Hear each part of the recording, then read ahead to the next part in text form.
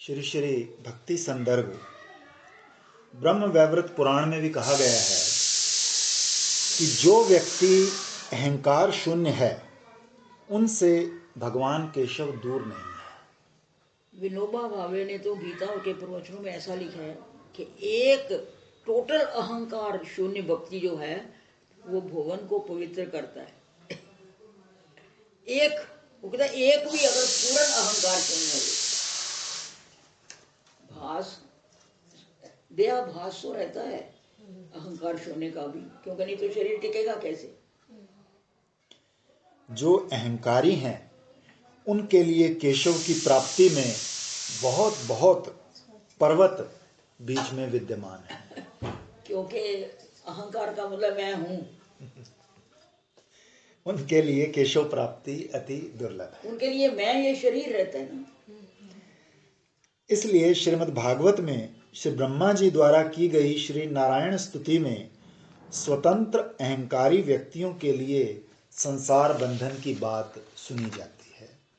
हे भगवान, जब तक इंद्रियों के भोगों में माया अपनी सामर्थ्य प्रकाश किए रखती है और व्यक्ति उस अपने देह आदि धर्म को श्री भगवान से पृथक जानकर अभिमान करते हैं, अर्थात अपनी स्वाधीनता जानते हैं, उनके पक्ष में संसार वृथा होते हुए भी निवृत्त नहीं होता। जिस चीज की आप कीमत समझोगे वो निवृत्त कैसे होगा? जब तक आपको ये नहीं पता लगे कि ये धन की कोई कीमत नहीं है, आज आया और कल गया, और इसके 15 दोष हैं। दोष नजर आएंगे किसी चीज में तो छोड़ोगे। सही बात है। कोई भी बुरे आदमी को छोड़ सकता है, अच्छे को कोई नहीं छोड़ता।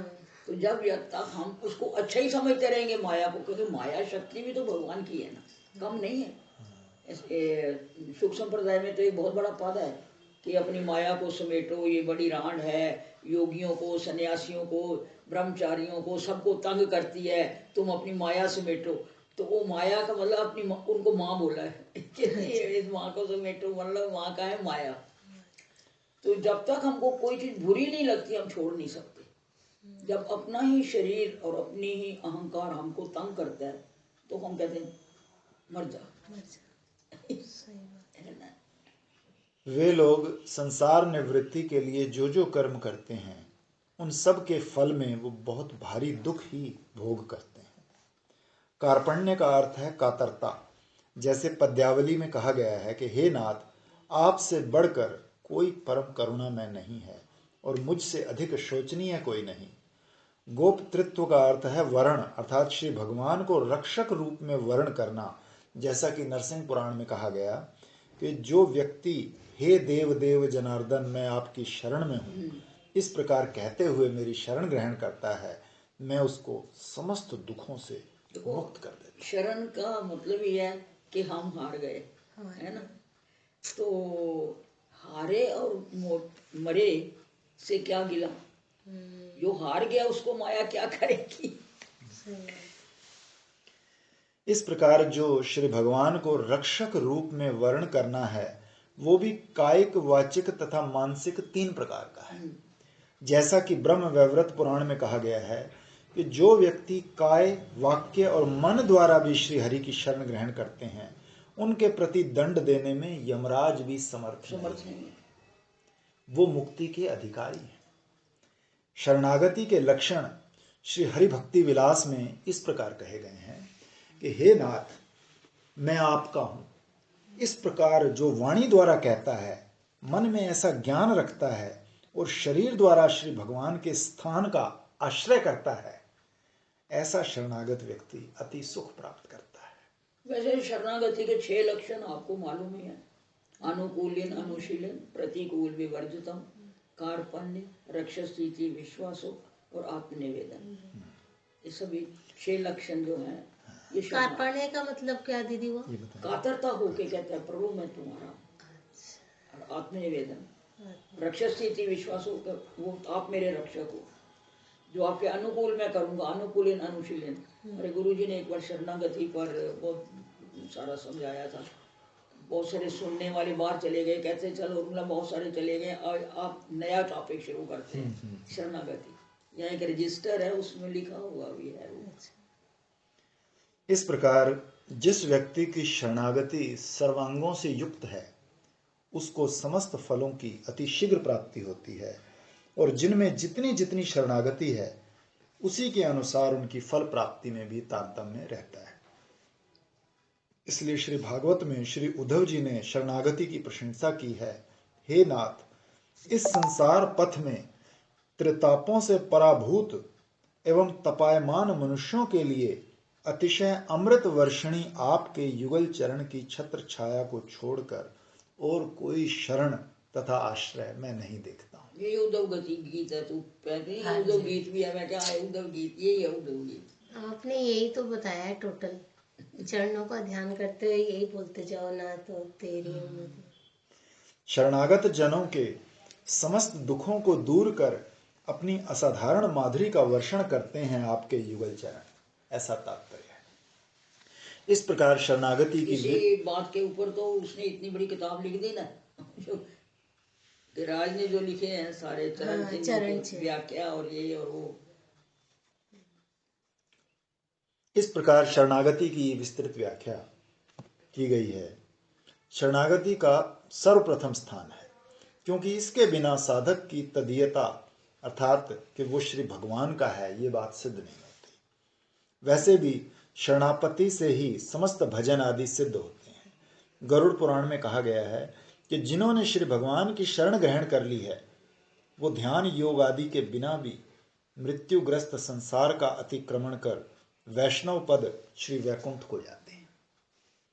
तथापि भजन अनुष्ठान के आस्वादन विशिष्ट के जो इच्छुक हैं वो यदि समर्थ हों तो श्री भगवत प्रतिपादक शास्त्र के उपदेष्टा अथवा भगवत मंत्र उपदेष्टा श्री गुरुदेव के चरणों की नित्य ही विशेष भाव से सेवा करें, क्योंकि नाना प्रकार के प्रतिकारों या उपायों से जिन सब अनर्थों की निवृत्ति नहीं होती वो श्री गुरुदेव की कृपा से अनायास ही हो जाती है।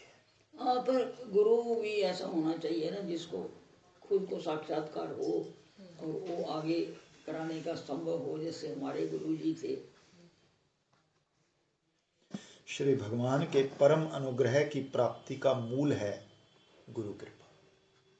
जैसा कि श्री भागवत में श्री नारद जी ने कहा है कि हे राजन, संकल्प परित्याग के द्वारा काम वासनाओं पर जय प्राप्त करो, त्याग के द्वारा क्रोध की निवृत्ति करो, अर्थ धन संपत्ति में अनर्थ दृष्टि कर लोभ को जीतो और तत्व अनुसंधान द्वारा भय पर विजय प्राप्त करो। तत्व अनुसंधान पर क्या, किस पर विजय पाओ? भय पर, भय पर विजय प्राप्त करो। अनविक्षिकी विद्या अर्थात आत्म अनात्मक विवेक द्वारा शोक और मोह से पार हो जाओ। दंभ या गर्व को महत् पुरुषों की सेवा द्वारा जय करो। मौन द्वारा साधन के अंतराय जो लोक वार्ता आदि है उन पर विजय करो। विषय भोग आदि के प्रति चेष्टा का परित्याग कर हिंसा पर जय प्राप्त करो। प्राणियों से पैदा होने वाले दुख पर उनके प्रति कृपा करके विजय प्राप्त करो। श्री भगवान में चित्त की एकाग्रता रूप समाधि द्वारा दैव दुख को जीतो। प्राणायाम आदि योग के बल से शारीरिक दुखों पर जय प्राप्त करो और सात्विक आहार द्वारा निद्रा पर विजय प्राप्त करो। सारा साधन लिख दिया पूरा बिल्कुल, बहुत जबरदस्त।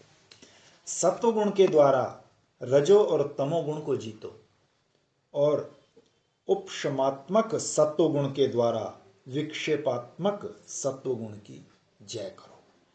परंतु श्री गुरु चरण में अचला भक्ति द्वारा उपयुक्त समस्त अंतरायों पर बिना श्रम के ही विजय प्राप्त करो, क्योंकि उनमें जिसमें जो गुण होते हैं उसका चिंतन करने से वो गुण अपने में आ जाते हैं। तो भगवान के चरणों में सभी गुण हैं। अभी वो देख लो लक्षण जो है इसके, इसका करो तो जैसे ऊर्ध्वरेता करो तो ऊर्ध्वगति हो जाएगी, अंकुश का करो तो मन काबू में हो जाएगा, कमल का करो तो मृदुलता और ज्ञान आ जाएगा। तो एक एक चरण का एक एक फल है, तो जब हम उसी का चिंतन करेंगे तो फल हमने आप आ जाएगा हमारे। श्री आसान काम है। श्री वामन कल्प में श्री ब्रह्मा जी ने कहा है कि जो मंत्र है वही साक्षात गुरु है। जो गुरु है वही साक्षात श्री हरि है। जिस पर श्री गुरु प्रसन्न है उसके प्रति श्री हरि अपने आप प्रसन्न होते हैं। और स्थान पर कहा है कि श्री हरि यदि रुष्ट होते हैं तो श्री गुरुदेव रक्षा कर सकते हैं। हाँ, वो तो कहते हैं कि हरि रूठे गुरु रक्षा करे, तो गुरु रूठे कहाँ ठौर। किंतु श्री गुरुदेव के रुष्ट होने पर कोई भी रक्षा नहीं कर कोई सकता। ठौर नहीं। अतः कायिक, वाचिक एवं मानसिक हर प्रयत्न से श्री गुरुदेव का प्रसन्न करना चाहिए। इसलिए गुरुदेव की सेवा नित्य ही करनी चाहिए। श्री भगवान ने अन्यत्र कहा है कि पहले श्री गुरुदेव की पूजा करके तत्पश्चात मेरी अर्चना करने से साधक सिद्धि लाभ कर सकता है। तो पंजाबी में गुरु गोविंद दोनों खड़े किसके लाले पांव, बलिहारी गुरु आपने गुरु के जन गोविंद दियो मिलाई को दिया मिलाए। वाह।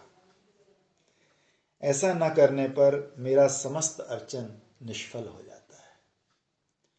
इसीलिए दीदी जो इस्कॉन में होता है ना, वहाँ पर पहले गुरु पूजा होती है।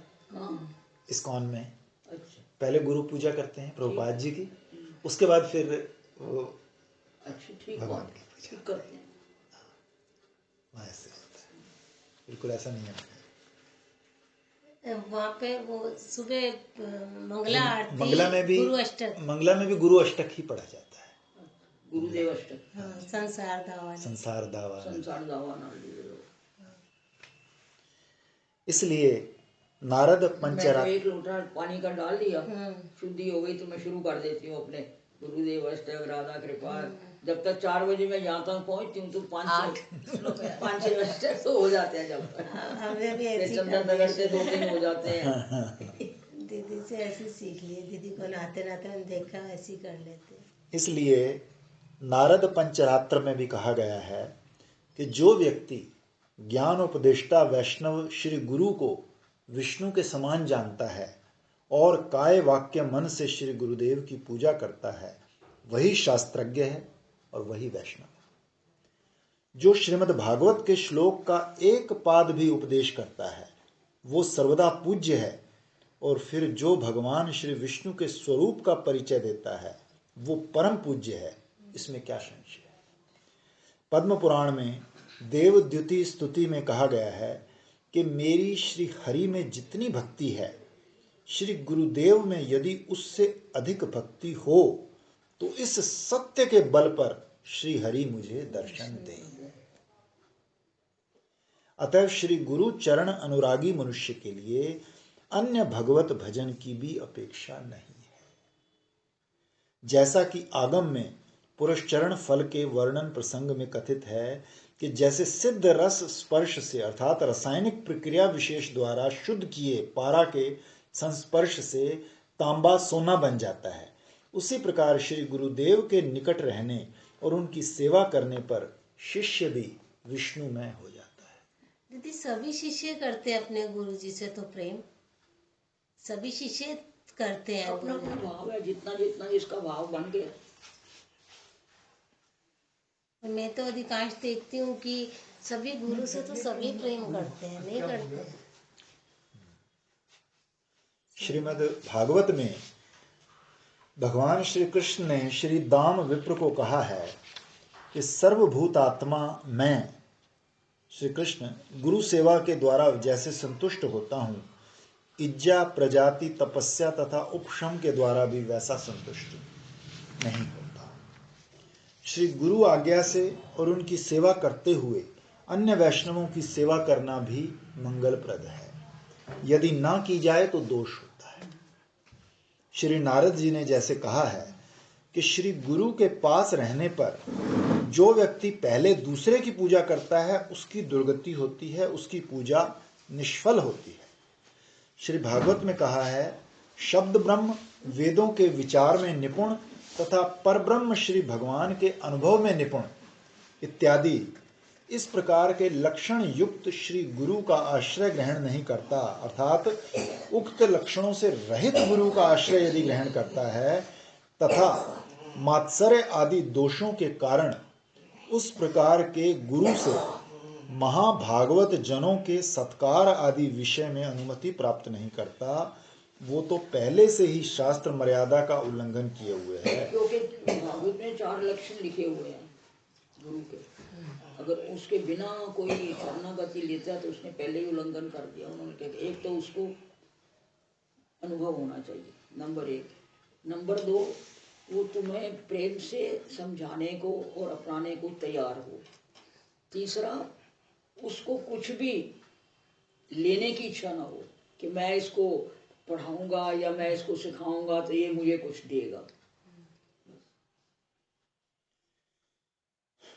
शास्त्र ज्ञानहीन, भगवत भक्तिहीन गुरु का आश्रय करने पर निश्चय ही दुर्गति होगी। तभी तो कहते हैं ना कि पहले 1-2 साल गुरु का संग करना चाहिए। अगर तुमको रचे के वो इन 4 लक्षणों से युक्त है तो ही करना चाहिए, ऐसा नहीं आज किया कल छोड़ा। ऐसे साधक के लिए गुरु आज्ञा उल्लंघन और महाभागवतों की सेवा न करना, ये दोनों प्रकार के संकट उपस्थित होते। इस अभिप्राय को लेकर श्री नारद पंचरात्र में कहा गया है कि जो गुरु नीति विरुद्ध बात कहता है और जो शिष्य उस नीति विरुद्ध बात को सुनता है, दोनों ही अक्षय काल के लिए घोर नरक में जाते हैं। क्या? मैंने सुना नहीं। जो गुरु नीति विरुद्ध बात कहता है और जो शिष्य उस नीति विरुद्ध बात को सुनता है, दोनों ही अक्षय काल के लिए घोर नरक में जाते हैं। अतः उस प्रकार के गुरु की कितनी कथाएं हो रही हैं और कितने लोग सुन रहे हैं, तो उनका क्या होगा, ये तो हमारा। अतः इस प्रकार के गुरु की दूर से ही आराधना करें। मतलब एक तरह से गुरु तो बिल्कुल भी त्याज्य नहीं है, बहुत भारी दोष है जैसे बताया गया गुरु के लिए, जो सही गुरु है। यदि वो गुरु वैष्णव द्वेषी हो तो उसका परित्याग अवश्य कर देना चाहिए। जैसा कि कहा गया है कि विषयासक्त, कार्य अकार्य में अनभिज्ञ और भक्ति विरुद्ध मार्ग अवलंबी गुरु का परित्याग कर देना ही कर्तव्य है। ऐसा गुरु वैष्णव भाव रहित होने से अवैष्णव है। अवैष्णव गुरु से मंत्र उपदेश ग्रहण करने से नरक में जाना होता है। अतः शास्त्र विधि अनुसार अवैष्णव गुरु को त्याग कर वैष्णव गुरु से मंत्र ग्रहण कर लेना चाहिए। वैष्णव तथा उपयुक्त लक्षणों वाला गुरु यदि विद्यमान न रहे तो किसी परम भागवत की नित्य सेवा करने में परम कल्याण की प्राप्ति होती है। उस महाभागवत का भी श्री गुरुदेव की भांति समान भक्ति वासना युक्त होना आवश्यक है तथा अपने प्रति उसका कृपालु चित्त होना भी आवश्यक है, तभी उसकी सेवा करनी चाहिए। दीदी जो है राम सुखदास जी, इनके सारे फॉलोअर्स कहाँ दीक्षा लेते हैं? उन्हीं को ही गुरु मानते हैं, बता रहे थे। हाँ, लेकिन वो ज्यादा गुरु को महत्व नहीं देते। वो कहते हैं कि माँ को मिलने के लिए क्या बिचौले की जरूरत है। स्वयं तो वो गीता जिया, उन्होंने खाली पढ़ी नहीं, पढ़ाई नहीं, गीता को जिया। लेकिन वो उनका यही मत है कि भाई अगर तुम इस पचड़े में जरूर ना पढ़ना चाहो तो उन्होंने जो लिखा वो करो। तो भगवान को नहीं भूलो, लेकिन भगवान को सीधा मिलने वाले कितने हैं जिनकी इतनी उत्कंठा होगी कि उनको सीधे ही मिल जाए। रास्ता बताने वाले का ये भी सत्य है, दोनों तरह की बात है। अगर आपकी इतनी उत्कंठा है कि आपको बिचौले की जरूरत नहीं है तो आप सीधे भी जा सकते हो, जबकि गुरु होना तो जरूर है। यदि आपको लगता है कि नहीं हमें सहारे की जरूरत है तो गुरु कर सकते हो, पर अधिकांश तो गुरु करने के ही ज्यादा कहा गया है ना। हम तो नहीं कह सकते कि हम एक कदम भी उनकी कृपा के बिना इधर चलते। सबसे पहले उनकी कृपा हुई, संसार छूटा, सेवा करी 12 साल 16 साल, तब तो जाके वैष्णव गुरु मिला। और वो तो ऊपर ऊपर से योगी थे क्योंकि उनका कार्य इंटरनेशनल था। अगर वो संकुचित साधना में पड़ जाते राधा कृष्ण उपासना में तो वर्ल्ड वाइड सर्कुलेशन बहुत कठिन है। इसीलिए तो प्रभुपाद ने नाम पर जोर दिया है कि नाम तो सब कर सकते हैं, इसमें कोई विरोध नहीं, लेकिन यदि मैं मानसी में और मंजरी स्वरूप में पड़ गया तो फिर इंटरनेशनल नहीं रहेगा, नहीं रहेगा। और फिर हाँ ना, संकुचित हो जाएगा। संकुचित। फिर भगवान किसको किस सेवा के लिए भेज रहे हैं। वैसे हमारे गुरु जी किसी किसी को राधा भी कह दे, कोई ऐसा आ जाता, एक शिष्य की पति का नाम था बलराम, तो उसको कहते हैं कि तू राम राम करा कर। किसी को राम कह देंगे, किसी को गुरु ओम कह देंगे, किसी को ओम नमः शिवाय कह देंगे। छपे छुपाए मंत्र तो ओम नमः शिवाय की थे, यहाँ 4-5 उससे निकल आए जो सबको देते थे कार्ड। तो लेकिन सिद्ध गुरु का ये है कि वो जो कहे सो मंत्र। सुनाई तो ये जा परे की बात, वो गप्पू कह दे, गुल्लू कह दे, जा परे कह दे, वो सब मंत्र है, क्योंकि सिद्ध हो गई ना वाणी। वो जो मंत्र देगा भगवान को मजबूर है उस मंत्र के थ्रू ही उसको मिलने। समस्त भागवत चिन्हधारी वैष्णव मात्र की यथा योग्य सेवा करना कर्तव्य है। इस प्रसंग का वर्णन करते हैं। उसमें महाभागवत सेवा 2 प्रकार की है, प्रसंग रूपा तथा परिचर्या रूपा। प्रसंग रूपा महाभागवत सेवा के विषय में श्री भागवत में श्री भगवान ने कहा है, हे उद्धव, योग सांख्य स्वाध्याय तपस्या त्याग इष्टा पूर्त दक्षिणा व्रत यज्ञ छंद तीर्थ नियम यम आदि साधन मुझे उस प्रकार अपने वशीभूत नहीं कर सकते सर्व आसक्ति विनाशक साधु संग जिस प्रकार मुझे वशीभूत करता है। वो उसका संग करने से ये सब अपने आप हो जाएंगे, कहना नहीं पड़ेगा। हमारे गुरु जी तो कोई पूछता ना, दीक्षा हो गई भाई, मतलब असर हो गया किसको, पर अब क्या करना, मैं ही पूछा, कहते करना क्या है, अब कुछ आनंद के दिन है व्यतीत करो, आगे जरा घटिया साड़ी पहन दिया तो ज्यादा बढ़िया करो, अगर 10 घंटे काम करती है तो 19 करो, करना क्या है। मतलब उनका कि मेरे कृपा से सब कुछ अपने आप हो जाएगा। जो व्यक्ति संयत चित्त से इष्ट तथा पूर्त द्वारा मेरी पूजा करता है वो मेरी सद्भक्ति प्राप्त करता है, साधु सेवा द्वारा मेरी स्मृति प्राप्त होती है। इस प्रमाण से साधु सेवा द्वारा अंतरंग भक्त के प्रति निष्ठा उत्पत्ति विधान में अन्य साधनों की अपेक्षा है, ऐसी बात कही गई है। अर्थात केवल साधु सेवा द्वारा भगवत स्मृति का उदय नहीं होता, उसके साथ इष्ट तथा पूर्त की भी सहायता चाहिए। इष्ट शब्द से 7वें स्कंद में वर्णित रीति अनुसार अग्निहोत्र, 10 पौर्णमासी, चातुर्मास याग, पशु याग, वैश्वदेव बलिहरण आदि अर्थ समझना चाहिए। पूर्त शब्द से मंदिर, फलों का बगीचा, कुआं, बावली, तालाब, पानी की प्याऊ आदि का निर्माण समझना चाहिए। यहाँ इष्ट शब्द का अर्थ घृत द्वारा अग्नि में आहुति प्रदान कर मेरी पूजा करे, इस प्रकार अग्निहोत्रादि उपलक्षित यज्ञ रूप समझना चाहिए। और पूर्त शब्द भगवत सेवा के लिए पुष्प फल प्रधान, श्री विग्रह के विहार स्थान, चक्रवेष्टन, मंदिर आदि कर्म उपलक्षित भगवत सेवा उपयोगी अनुष्ठान समझने चाहिए। श्री भागवत में श्री भगवान ने कहा है कि हे यदुनंदन उद्धव, अब तुम इस परम गुह्य विषय का श्रवण करो, क्योंकि तुम मेरे भक्त हो, सुहृत सखा हो, अतः यह अत्यंत गोपनीय होते हुए भी तुम्हारे आगे कहता हूं। पहले श्रीमद् भागवत स्कंद के 11वें अध्याय में पहले साधु संघ की महिमा का इस प्रकार वर्णन नहीं किया गया। अब साधु संघ जो अति गोपनीय है और परम गोपनीय है उसका वर्णन न रोध्यति इसमें किया गया है। अब उक्त श्लोक में त्याग शब्द का अर्थ दक्षिणा अर्थात सतपात्र के प्रति दान, और यज्ञ अर्थात देव पूजा, छंद अर्थात गुप्त मंत्र इत्यादि ये सब साधन मुझे इतना वशीभूत नहीं कर सकते जितना सत्संग मुझे वशीभूत कर लेता है। राम सुखदास जी तो यही कहते हैं, सब कुछ छोड़ दो, सत्संग करो, सब कुछ हो जाएगा, और जो कहा जाए वो उसको पर आचरण कर। मुख्य बात तो ये है ना, उनकी पहली बात ही जो है कि सुख की आशा छोड़ दो, वही नहीं होती ना, सब वही अटक जाते हैं। योग वशीभूत नहीं करता, ना ही सांख्य अर्थात आत्म अनात्म का विवेक आदि मुझे उस प्रकार वशीभूत कर सकता है, उतना वशीभूत नहीं कर सकते।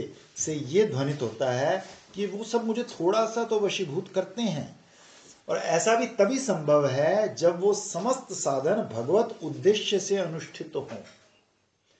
साधारण योग सांख्य व्रत आदि के विषय में ये बात नहीं है, वो तो जरा सा भी वशीभूत नहीं कर सकते। इस अभिप्राय से श्री श्रीधर स्वामी ने व्रत शब्द से एकादशी आदि व्रत को भी ग्रहण किया है।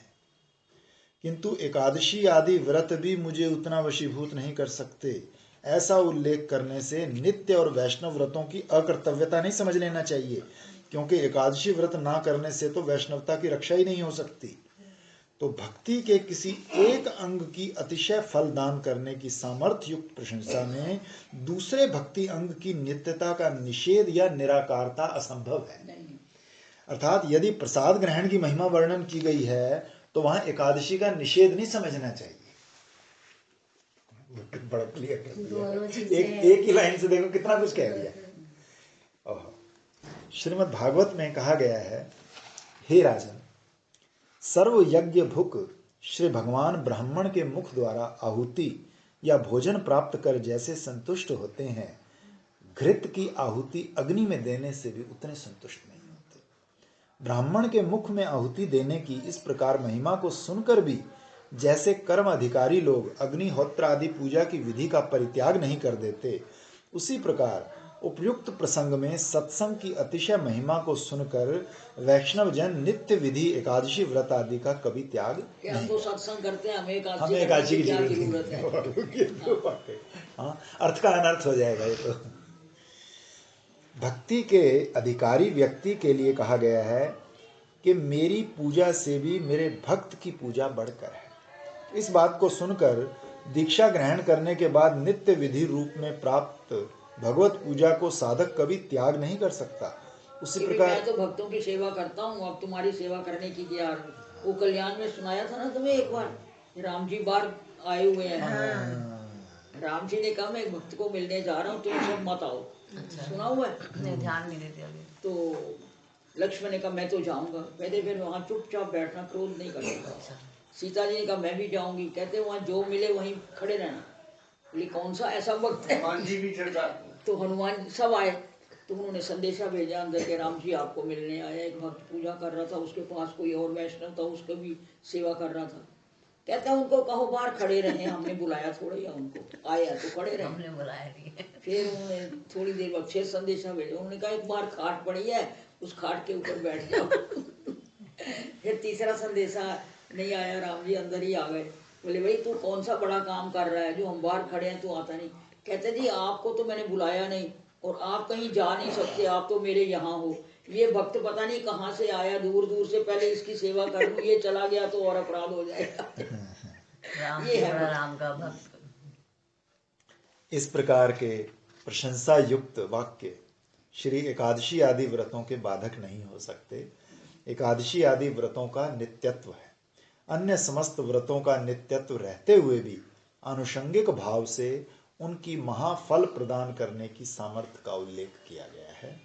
जैसे फल की प्राप्ति के लिए लगाए वृक्ष से छाया व पत्ते आदि आनुषंगिक रूप में प्राप्त किए जाते हैं, उसी प्रकार एकादशी आदि व्रत के नित्यत्व की रक्षा के लिए ही अन्य अन्य वैष्णव व्रतों का करना कर्तव्य है।